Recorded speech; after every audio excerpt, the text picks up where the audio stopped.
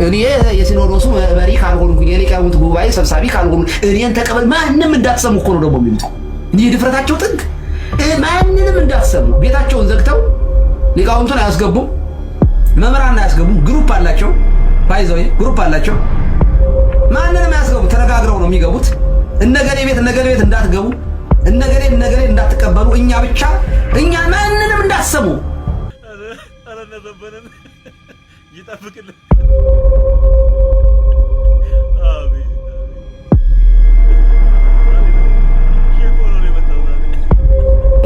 እንግዲህ ቲክቶክ ላይ የምናያቸው ልጆች ያው ካነበቡት ነው የሚናገሩት ስል ሰምታችኋል ከዚህ በፊት ኦኬ። ውስጥ ድረስ ገብቼ አይቼዋለሁ።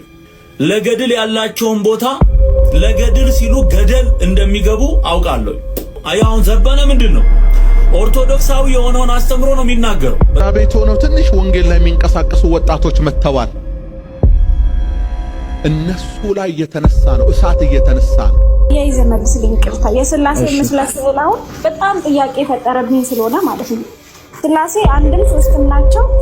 አብን ያየው የለም አንድ ልጁ ተረከው ነው የሚለው እና ወልድም መንፈስ ቅዱስም እዛ ስዕል ላይ ግን ሶስት ሰዎች ተደርገው የተሳለ አለ አይደለ? አሁን ከሱ ራሱ ለኔ አሁን ኮንፈርት አይሰጠኝም። እሱ ፊት ሄጄ የመቆም ኮንፈርት የለኝም ለኔ ማለት ነው። ምክንያቱም እንደሌላ ነገር ነው ማስበው። መንፈስ ቅዱስ መንፈስ ነው እንጂ ምስል እንዴት ይቀረጽለታል ብዬ በቃ አስቤያለሁ ለራሴ። ሚካኤልን ገብርኤልንም ያየው የለም ብዬ አስቤያለሁ ሳይሆን እንደዛ ነው እየተሰማኝ ያለው።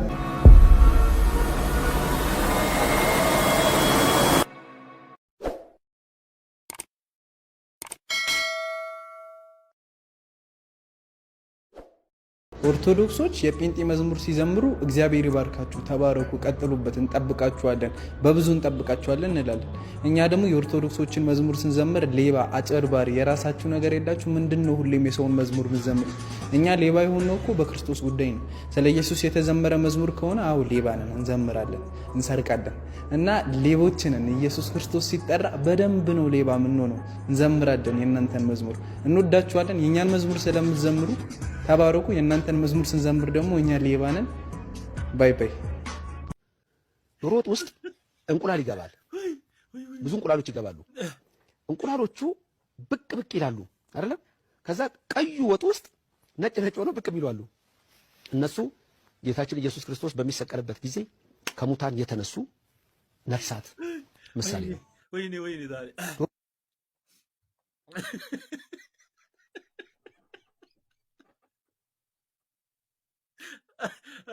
አረ ነዘበነን ይጠብቅልን። አቤት ዛሬ ደግሞ ሼፍ ሆኖ ነው የመጣው ዛሬ። እኔ እኮ ምን ማለት የሚገርመኝ እኮ ሰው ነው እና እያሉ የሚሰሙት ሰዎች ወይ በኢየሱስ አቤት እናንተ አቤት እነዚህ ሰዎች ባይኖሩ በምን እንስማና ነበር? ሁሌ እናገራለሁ ነው አዲስ ክርስቲያን ስትሆኑ ቶሎ የሚመጣው አባስ አቤት የት ነህ? እዚህ ነኝ። እጅን ስትለው ይኸው በእያንዳንዱ ነገር ነው የሚናገር። ስትቆይ ነው የማይመጣው፣ ስትከርም አይመጣም። ብትጮህ ብታመጥ ብታለቅስ እዛ እንገናኝ ይላል። መንገድ አስጀምሮ ታንኳ ውስጥ ይተኛል። ይተውሃል። ረስቶ አይደለም ሰልፍ እያስተማረ ነው። እጅን ሰልፍ ያስተምራል። በኋላ ወደ ውሃ ምንጭ እንደምትናፍቅ አቤቱ ነፍሴ አንተን ተጠማች፣ የአምላክን ፊት መቼ አየዋለሁ አለች አለና ሰዎች ተሰብስበው መጡ አይደል? መዝሙር 42 ተሰብስበው መጡና አምላክ ወዴት ነው ባሉን ጊዜ እንባዬ ቀንና ሌሊት ምግብ ሆነኝ አለ። ምን ማለት ነው? እስካይ ድረስ እንጀራ ትቼ እንባ እየበላው ነው አለ። እንባ እየበላ ሰው አይኖርም። ካልመጣ መምጣቴ ነው እኮ ነው። እሞታለሁ ካልመጣ አለው። እግዚአብሔር ደግሞ አትሞትም ብሎ መጣ። የነፍስ ነው የኛው፣ ሊያልፈው አይችልም። የተሰበረውን መንፈስ እግዚአብሔር አይነቀውም። የተዋረደውን መንፈስ አይተውም። ስብር ብለህ ከወደክ ይነቃነቅ። በጸሎት መጽናት። አናንተው ይሄንን ቪዲዮ ኮፒ ሊንክ፣ ሼር እና ዲዩት እያደረጋችሁ ለባለ መልእክቶቹ እንድታደርሱልኝ ጥሬን አቀርባለሁ። ይሄንን ነገር ስሙትና እዚህ ስም ላይ ክብር አለ፣ ክብር አለ ክብር አለ ማዳን አለ ክብር አለ ፍቅር አለ ክብር አለ እዚህ ስም ላይ ክብር አለ ዘይት አለ ክብር አለ ማዳን አለ ክብር አለ ፍቅር አለ ክብር አለ የኢየሱስ ስም ከስሞች ሁሉ በላይ ነው በላይ ነው የጌታዬ ስም። መልካም ሙሉ ቪዲዮን ፕሮግራሙ ላይ የተከታተላችሁ ብዙዎች ትኖራላችሁ። ዛሬ ግን ለማመስገን የመጣሁትኝ የመቄዶንያው የገቢ ማሰባሰቢያ ላይ በመገኘት መልእክት ያልቀየራችሁ በዓለም ሚዲያ ፊት ኢየሱስ ክርስቶስን ልክ እንደ ዘማሪ በረከት ተስፋዬ የተናገራችሁ የሰበካችሁ የዘመራችሁ ነቢይ ዘኔን አይቻለሁ፣ አቤኔዘርን አይቻለሁ፣ ሸዋፈራው ደሳለኝ አርቲስቱን አይቻለሁ። ሌላ ያመለጠኝ ካለ እናንተ በኮመንት ትሞልታላችሁ። እግዚአብሔር ዘመናችሁን ይባርካችሁ። እንግዲህ በክርስቶስ ኢየሱስ በሰባኪነት በዘማሪነት ኢየሱስን በመናገር በመድረኮች ልዩ ተወዳጅነትና ተቀባይነት ካገኘን በኋላ እንደዚህ ዓለማዊ ሚዲያ ላይ ስንቀርብ ብዙዎቻችን መልእክታችንን ወደኋላ አድርገን ለሁሉ የሚሆን መልእክት ያስተላለፈን በሚመስለን መልኩ ኢየሱስን ጋርደን በምሳሌና በተደበቀ መንገድ ልናወራ እንሞክራለን። ኢየሱስ ግን ከእግዚአብሔር አብ ዘንድ የነበረ ሚስጥር የነበረ ነገር ግን ፍቅሩን ማንነቱን ከሰው በመወለድ መስቀል ላይ በመሞት ለዓለም ያሳየ ጌታ ስለሆነ እሱ እርቃኑን በዓለም አደባባይ ላይ ለእኛ ፍቅር ሲል ከተሰቀለ እኛም ደግሞ በተገለጠ መልኩ ፍቅሩንና እውነቱን ልክ እንደ ዘማሪ በረከትና ተገኝታችሁ እውነት እንደተናገራችሁ እግዚአብሔር እንደምታገለግሉ ሰዎች መናገር አለብን። ኢየሱስ የማይደበቅ መልእክታችን ነው። ኢየሱስ የማይሸሸግ እውነታችን ነው። እግዚአብሔር በተሰበሰቡ ሰዎች ፊት ባየው መልኩ የምወደው ልጄ እርሱ ነው ብሎ የመሰከረለት ከሙታን መካከል ኢየሱስን በማስነሳት ደግሞ አብሮት የእግዚአብሔር ልጅ ሆኖ በኃይል እንዲገለጥ ያደረገ አብ አባት አለን። ደግሞ እስካሁን ድረስ ዓለምን ስለ ኃጢአት እየወቀሰ ሁላችንም በምናውቀው መንገድ ኢየሱስን እንዲገባን እንድንረዳ የሚያደርግ ደግሞ መንፈስ ቅዱስ አለ። ስለዚህ ይህንን እውነት ይዘን በዓለም አደባባይ ላይ እንደዚህ ወንጌልን መናገራችን ይበል የሚያሰኝ ነው ለማለት ነው የመጣሁት። ጌታ ኢየሱስ ይባርካችሁ። ተባረኩ።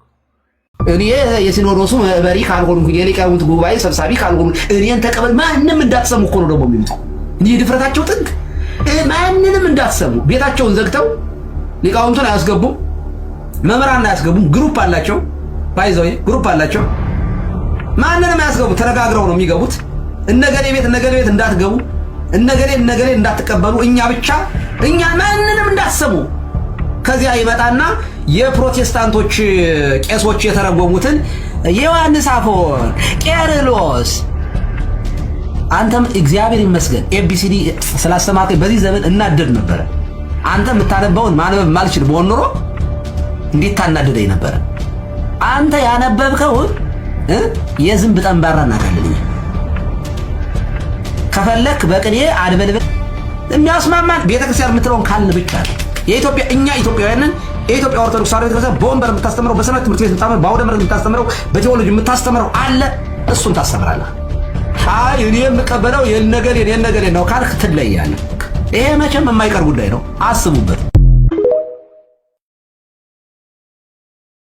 ሰው ክርስቲያን መሆን ቢፈልግ ቦልድሊ የምንናገረው ነገር ክርስቲያን መሆን የሚፈልግ ሰው ካለ ምንም ሳይጨነቅ እንደዚህ አይነት ነገሮች ሳይዙት ምንድነው አሁን እያንዳንዱ ገድላት፣ ድርሳናት፣ ታምራቱ ላይ ያሉትን እያንዳንዱን ነገር መቀበል አለብህ ምናምን ጭራሽ ሳይባል እንደ ክራይቴሪያ እንኳን ጭራሽ አይቀመጡም። ባይዘው እንግዲህ ቲክቶክ ላይ የምናያቸው ልጆች ያው ካነበቡት ነው የሚናገሩት ስል ሰምታችኋል ከዚህ በፊት።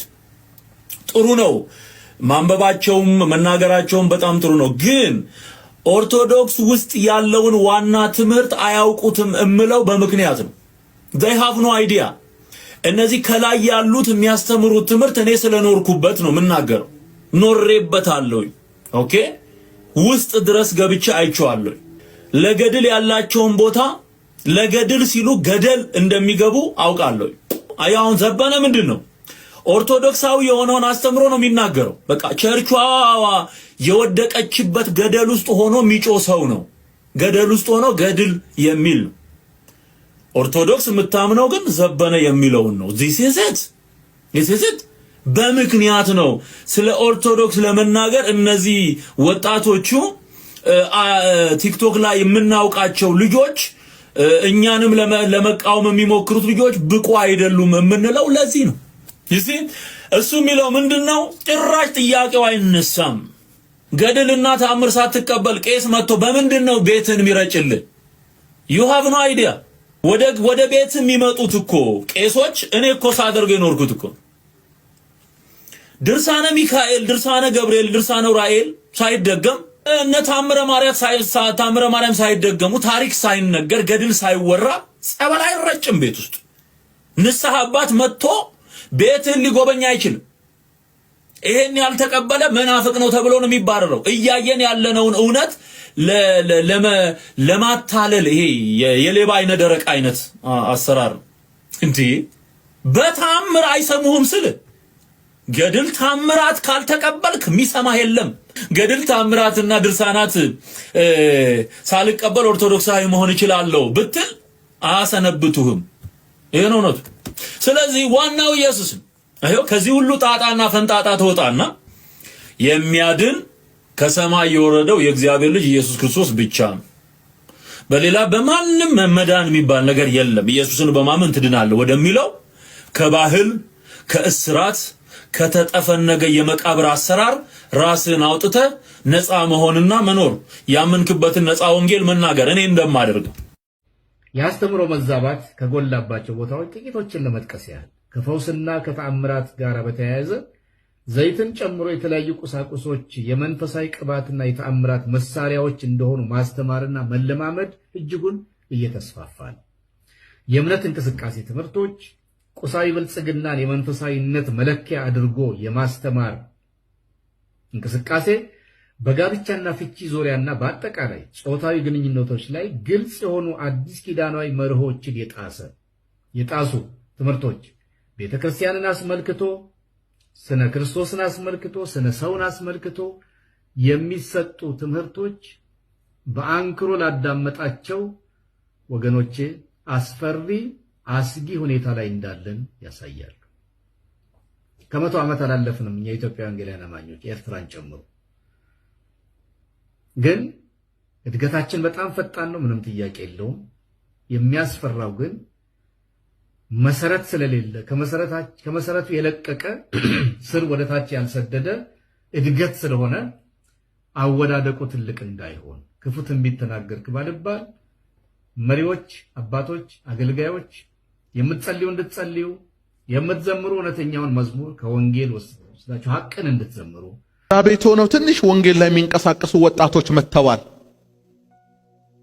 እነሱ ላይ እየተነሳ ነው፣ እሳት እየተነሳ ነው። ያ ዘንዶ ያ የተኛው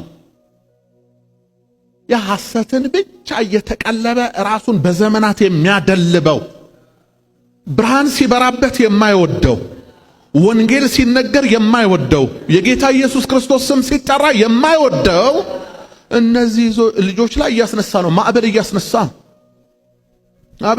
እግዚአብሔር ይሁናቸው። በቃ እግዚአብሔር ይሁናቸው። አንዴ ከነከሰ አንዴ ከመረዘ በቃ ይኸው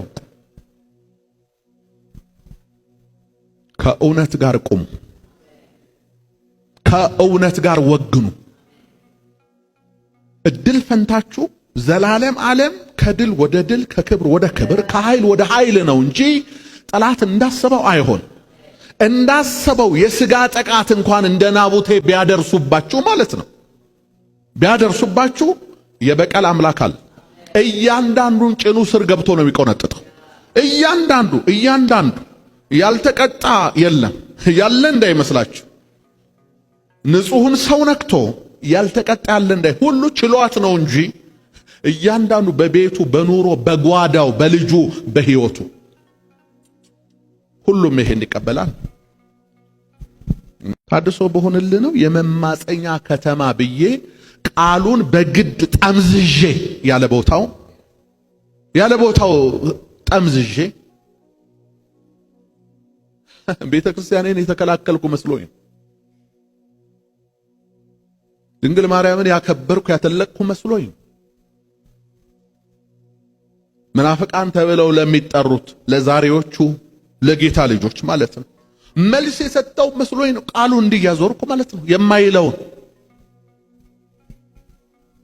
ለድሮ በጋሻው ያሁኑ በጋሻው መልስ ይሰጣል ብያቸዋለሁ አይደል? እስከምሰጥ ድረስ ግን ይሄን እየነገርኳችሁ እያንዳንዱን መልስ ሰጠ ራሴ ነኝ የምሰጠው። አትንቀዥቀዥ። አንዳንዱ ሮጦ ድሮ እንዲህ ብሎ ነበር እኔ መጣው።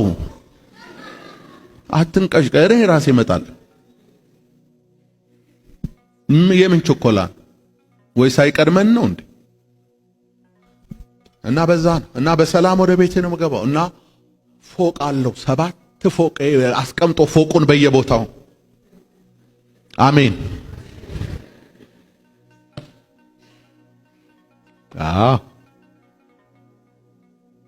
እና ምን ልላችሁ ፈልጌ መሰላችሁ? የሚያቀንም ማያቀንም ቁጭ ብሎ የተማረው እንኳን ምስክር ነው፣ ሕያው ምስክር ነው። የማያቀው እዛ ጫት ቤት የነበረ ና ስለው ማይመጣው ጨለማው ሲጨፍር የነበረው መጠጡን ሲገለብጥ የነበረው ያኔ የሌለው እሱ ነው የሚያወራው። ታድሶ እንዲ እሺ ኦኬ። መርከቧ ከምትበጠበጥ ዮናስ ለምን በራሱ ላይ አይወስንም? ስለዚህ ከሰላማችሁ ጋር ሁኑ፣ በቃ ከረፍታችሁ ጋር ይድላችሁ ብሎ በጋሻው ወጣ። ወጥቶም ይገርማችሁ 7 ዓመት እኔ ዝም ብያለሁ። 7 ዓመት ምንም አልናገርም፣ ዝም ብያለሁ። 7 ዓመት አንድ የተነፈስኩት 7 ዓመት ግን አንዳንድ ነገሮችን ሰርች ብታደርጉ በጋሻው የለውም እኮ ነው። ይኸውላችሁ ሰይጣን ኖራችሁም አይተዋችሁም፣ ሞታችሁም አይተዋችሁም። ስለዚህ ያለው አማራጭ መጋፈጥ ብቻ ነው። ዝም ብዬም ካልተወኝ ከዚህ በኋላ ደግሞ መናገር እጀምራለሁ። እኔ መናገር ከጀመርኩ ብዙ ነገር ይበላሻል። አሁን ተጠንቅቄ ነው፣ ትንሽ ነው ጣል ለማደርገው እንዲህ እንድትል ነው። እና ግፍ በቃ እንዴ እኔ አምላክ የለኝም እንዴ? አምላክ አለኝ። እንዴት አገለግል እንደነበረ እኔ ነኝ የማውቀው። በረሃብ፣ በጥም፣ በስደት፣ በስቃይ ትልቆቹ አሁን አለቆች ምናምን የሚባሉት የሰሩትን ቤት ሰርቻለሁ እንዴ? እኔ የሆነ ባንክ ያጠራቀምኩት ነገር አለ። ይሄን ስል ነው እንደሞኝ በቃ እንደሞኝ ይሄን ስል ነው። እና ይሄ ወንጀል ከሆነ ይሄን ማንም አያስተወኝም። ስፍራውን ግን እተዋለሁ። በቃ ወጣ። የአፋልጉኝ ማስታወቂያ እስቲ ቪዲዮ እንመልከት። ለኔ ጥያቄ ፈጠረብኝ ነው። ባካችሁ ስጠይቃችሁ በጣም ጥሩ ያየው አሁን ለምሳሌ አንዴ አያይዘ መልስልኝ። ቅርታ የሥላሴ መስላል አሁን በጣም ጥያቄ ፈጠረብኝ ስለሆነ ማለት ነው። ሥላሴ አንድም ሶስትም ናቸው። አብን ያየው የለም አንድ ልጁ ተረከው ነው የሚለው እና ወልድም መንፈስ ቅዱስም እዛ ስዕል ላይ ግን 3 ሰዎች ተደርገው የተሳለ አለ አይደለ? አሁን ከሱ ራሱ ለኔ አሁን ኮንፈርት አይሰጠኝም። እሱ ፊት ሄጄ የመቆም ኮንፈርት የለኝም ለኔ ማለት ነው። ምክንያቱም እንደሌላ ነገር ነው ማስበው። መንፈስ ቅዱስ መንፈስ ነው እንጂ ምስል እንዴት ይቀረጽለታል ብዬ በቃ አስቤያለሁ። ለራሴ ሚካኤልን ገብርኤልንም ያየው የለም ብዬ አስቤያለሁ ሳይሆን እንደዛ ነው እየተሰማኝ ያለው። ስለዚህ እሱን አንድ ላይ መስማት ይፈልጋል። ኦኬ እዚሁ ጋር ምን በጣም ቀላል መልስ። ስለዚህ ስዕላዊ የሆኑ የመጽሐፍ ቅዱስ ታሪኮች አሉ። ለምሳሌ ራእይ ዮሐንስ ላይ አንቺ ያልሽውን የሥላሴ ልመልስልሽ። ዮሐንስ ራእይ ምዕራፍ 4 ከቁጥር 6 ላይ በዙፋኑም ላይ 3 ሽማግሌዎች ነበሩ፣ 3 ሰዎች በአራቱም አቅጣጫ አንድ ፊቱ የላም፣ አንድ ፊቱ የአንበሳ፣ አንድ ፊቱ የሰው፣ አንድ ፊቱ ደግሞ የንስር ቅርጽ ያላቸው በአራቱም መንበር ዙሪያ ነበሩ ይላል። የጌታ ጸጋና ሰላም ይብዛላችሁ ውዶች፣ እንዴት ናችሁ? እስቲ ዛሬ አንድ ጥቅስ እንፈልግ። ይሄ ወንድማችን በዚህ ንግግሩ ላይ ስለ ስዕላት ሊያስተምራት የሥላሴን ስዕል ሊያሳያት ማለት ነው። እንግዲህ የሆነ ጥቅስ ይጠቅሳል። ዮሐንስ ራእይ ምዕራፍ 4 ላይ ያለውን ጥቅስ ይመስላል የጠቀሰው። ምክንያቱም ስለ እንስሳት ስላወራ ስለ 4ቱ እንስሳት እያወራ ስለነበረ ማለት ነው። ነገር ግን በዚህ ንግግሩ ላይ ስለ ስላሴ ስዕል ሊያሳያት እንደሰማችሁት ማለት ነው ስለ ስላሴ ስዕል ሊያሳያት ነው የጀመረው ትምህርቱንና ሶስቱ ሽማግሌዎች ብሎ ይጀምራል። በዙፋኑም ላይ 3 ሽማግሌዎች ነበሩ፣ 3 ሰዎች። እንግዲህ 3 ሽማግሌዎች የቱ ጋር እንዳሉ የስላሴ ስዕል ላይ ልጅቷ የጠየቀችውን ጥያቄ ሰምታችኋልና የቱ ጋር እንደሚገኙ እኔ ማወቅ አልቻልኩም። 3 ሽማግሌዎች ብሎ ይጀምርና 4 እንስሳት ብሎ ይቀጥላል ማለት ነው። እንግዲህ ለትምህርታችሁ ለእውነተኛው የክርስትና ትምህርት ሳይሆን ይዛችሁ ለመጣችሁት ወግ ብቻ የምትጠነቀቁ ስትሆኑ እንደነዚህ አይነት በጣም ግሬቭ የሆኑ ስህተቶችን ትሰራላችሁ። ለማንኛውም ግን እስቲ ወንድማችን አፋልገን። እኔ አሁን እዚህ ጋር እንግዲህ ወደ 5 ቨርዥን መጽሐፍ ቅዱስ ይዣለሁ። 5 ቨርዥን ይዣለሁ። እንግዲህ ይሄ ትንሽ ሬድ ሌተር ኤዲሽን መጽሐፍ ቅዱስ ነው። ይሄ ደግሞ የ1980 አሃዱ ነው። ይሄኛው ደግሞ የ2080 አሃዱ ነው። እንግዲህ እነዚህ ሁሉ ውስጥ የለም። ይሄ ደግሞ 66ቱ የአዲሱ መደበኛ ትርጉምና የ54ቱ ትርጉም ነው። እንግዲህ እነዚህ መጽሐፍ ሁሉ ውስጥ የለም። አሁን አንተ የምትጠቅሰው ጥቅስ ማለት 3 ሽማግሌዎች ከ4 እንስሳቱ ፊት ጋር ተዳብለው ወር ደግሞ ተገናኝተው የተነገሩበትን ክፍል ልታሳየን አትችልም፣ በእነዚህ ቦታዎች ላይ ማለት ነው። ታዲያ ይህን ጥቅስ ከየት ነው ያመጣኸው? ልጅቷን ልታስተምራት የጀመርከው ከየትኛው የመጽሐፍ ቅዱስ ሐሳብ ላይ ነው? እንደው የልጅቷ ጥያቄም ትክክል ስለሆነ ስላሴን እንዴት ነው ልስል ቻልከው? ራሱ አብንና መንፈስ ቅዱስን እንዴት ልስል ቻልክ? በስዕሉ ፊት ቆሞ ከባለ ስዕሉ ረድኤትን የመለመን ስራ በስዕላቱ ስለሚሰራ እንግዲህ የስዕላቱ ባለቤት እዛ ስዕል ላይ ያሉትን እንደማይመስሉ ሁላችንም እናውቃለንና ከየት አመጣኸው? ዮሐንስ ራእይ ላይ የጠቀስከው ጥቅስስ በየትኛው ቨርዥን መጽሐፍ ቅዱስ ነው? እኔ ግን አንድ ምክር እመክራችኋለሁ ውድ ኦርቶዶክሳውያን፣ ለትምህርታችሁ ሳይሆን መጽሐፍ ቅዱሱ ለሚያስተምረው ትምህርት ታማኝ መሆን ከብዙ ችግር ያድናል። ስለዚህ መጽሐፍ ቅዱስ በዚህ ጉዳይ ላይ የከሌን ስዕል ስሎ ከዛ ስዕል ፊት ለፊት ቆሞ የሆነ ነገር የመለመንን ለዛ ስዕል የመስገድን ጉዳይ አያስተምረንም። ይህንን ለማድረግ ስትሞክር ነው ትልቅ ጥፋት ውስጥ የገባኸውና ንስሐ እንድትገባ ግን ግብዣ አቀርብልሃለሁ። የጌታ ጸጋና ሰላም ይብዛላችሁ።